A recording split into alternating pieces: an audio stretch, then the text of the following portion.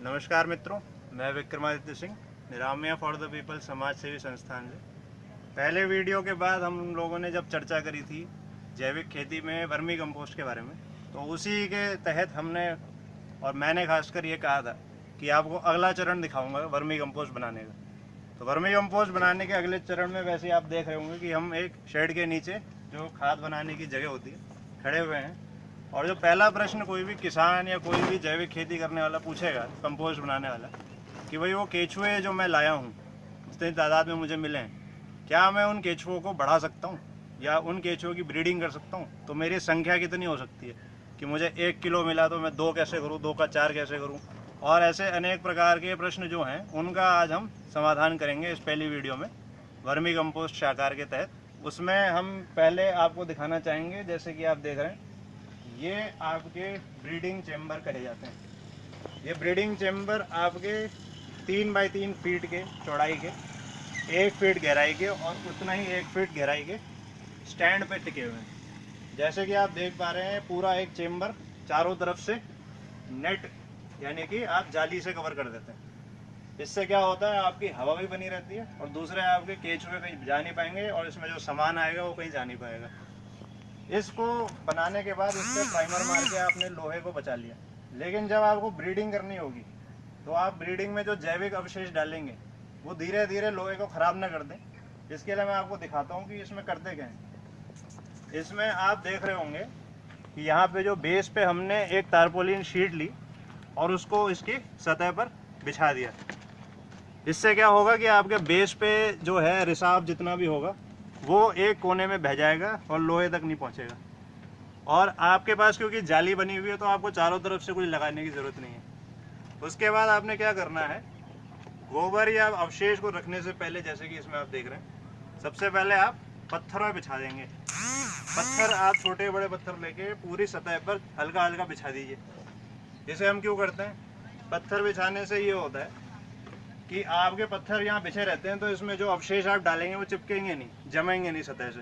ऊपर से इसमें से जो पानी रिसेगा वो एक फिल्ट्रेशन की तरह कोने से निकल जाएगा पत्थरों से होके। अब इसके बाद हमने तैयारी कर ली अपने आपके चेम्बर की। अब ब्रीडिंग से पहले हमें क्या चाहिए, हमें अवशेष चाहिए।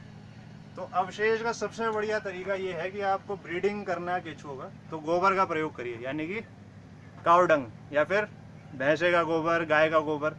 इसमें जो ब्रीडिंग करता है केचुआ उसमें ज़्यादा उसको खाने को पदार्थ मिलते हैं और वो उसमें ब्रीडिंग ज़्यादा अच्छी तरीके से कर सकता है, क्योंकि गोबर अपने में क्या होता है, वो एक आकार ले लेता है।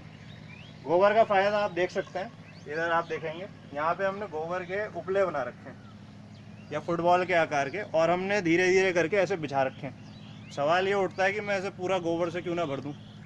हमने ये उपले इसलिए बनाए हैं और इसके ऊपर जब हम एक परत उपलों की आ जाएगी उसके बाद हम पूरा इसे गोबर से भर के फिर केचुओं को रखेंगे। ये इसलिए कराया है क्योंकि जब केचुए खाते खाते नीचे जाएंगे तो आपके यहाँ पहुँचने के बाद केचुए इन उपलों में अपना घर बना लेंगे।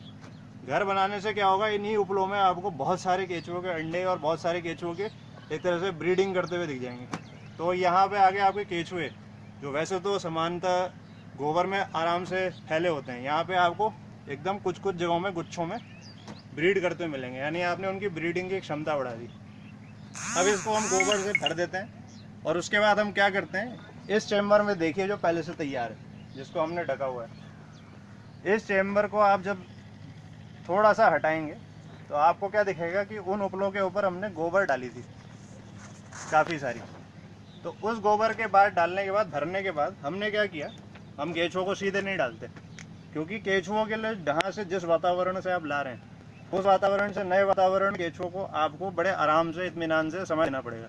वो कैसे करते हैं हम, देखिए हम अखबार का प्रयोग कर रहे हैं और जो हमने केचुए डाले थे वो इस प्रकार से आप देख सकते हैं जिस माध्यम में आए थे, क्योंकि केचुए खाद के साथ ही आते हैं। अब यहाँ हम क्या करते हैं, चारों कोनों में गड्ढे बना देते हैं जो हमारी गोबर डली हुई है, ऐसे आपको चारों कोन दिखेंगे, और उसमें हम अखबार रख देते हैं। अखबार के ऊपर गोबर को पानी में मिला के घोल अखबार के ऊपर हम थोड़ा सा उसको छिड़काव कर देते हैं। ऐसे 4 कोनों में हम करेंगे जैसा आप देख सकते हैं, और चारों कोनों पे छिड़काव करके फिर हम जो खाद के सहित आपका केचुआ आया था जो इस तरह से दिखता है, कुछ जब भी आप लाएंगे तो वो ऐसा दिखेगा। इस तरह के आप कंटेनर में लाते हैं, ये इस तरह से आपके देख सकते हैं आप केचुए हैं इसमें। तो ये आपका माध्यम जो है इसको आप रखोगे वहाँ पे गड्ढों में। तो गड्ढों में रखने के बाद आपने क्या करना है, भर देना है चारों कोनों में, और उसके ऊपर फिर अखबार एक बिछाना है और उसके ऊपर गोबर डाल देनी है जो आपके पास है। धीरे धीरे क्या होगा, केचुआ अखबार खाते खाते उस नए माध्यम में पहुंचेगा और बड़े आराम से उसमें फैलता रहेगा और नीचे नीचे फैलते हुए इस पूरे चेम्बर में फैल जाएगा। और आमतौर पे मान लीजिए कि केचुआ अपनी संख्या एक मूलभूत तरीके से हर 1 या 2 महीने में दुगनी कर लेता है। तो 2 महीने में अगर आपने इसमें 8 किलो डालें तो 16 किलो हो जाएंगे। और धीरे धीरे क्या होता है, जैसे जैसे वो दुगना होता रहता है वो दुगने के चौगुने, चौगुने के 8 गुने होते रहते हैं, क्योंकि एक बार दुगने हुए तो वो जो ब्रीड हुए हैं वो भी अपने अंडे देंगे, उसके भी लार्वा होंगे। इस तरह से आपके पूरे चेम्बर में आपने ब्रीडिंग करा दी और फिर आप यहाँ से सीधा अपने बेड में, जो कि हम यहाँ पे लगाएंगे, केचुओं को डाल सकते हैं। ये ब्रीडिंग बहुत ही महत्वपूर्ण है। क्यों? आपको अपने खाद के लिए भी चाहिए और दूसरा आप ब्रीडिंग करा के केचुओं को बेच भी सकते हैं। आपके पास एक अवधि, आपके पास एक उसकी वो क्या कहते हैं, उतने वजन के केचुए होंगे हमेशा देने के लिए, क्योंकि खाद में एक बार डलने के बाद तो केचुए आपका खाद में काम कर रहे हैं बेड में, उसके अलावा भी केचुए आपके पास है। आप एक कुछ जैसे आपके पास कुछ केचुए मिलेंगे तो उसको बढ़ा के आप उतनी खाद बना सकते हैं, उतना बेड में डाल सकते हैं। तो ये हमारा ब्रीडिंग का आपका ये पहला चरण है। वर्मी कंपोस्ट में एसिनिया फेटिडा की ब्रीडिंग हमने कैसे करी। अभी आगे आगे हम देखेंगे अगली वीडियो में कि हम जब बेड बिछाएंगे तो उसमें किस तरह से वर्मी कंपोस्ट बनाने के लिए पहले आपका रॉ मटेरियल यानी कि सामग्री, जैविक सामग्री डालेंगे और उसके बाद केचुओं को कैसे डालेंगे, उसकी कितनी मात्रा होगी, कितना क्या मिलेगा, सब पे चर्चा होगी। इतना देखने के लिए आप सबको बहुत बहुत धन्यवाद। अगली वीडियो तक जय जवान जय किसान, नमस्कार।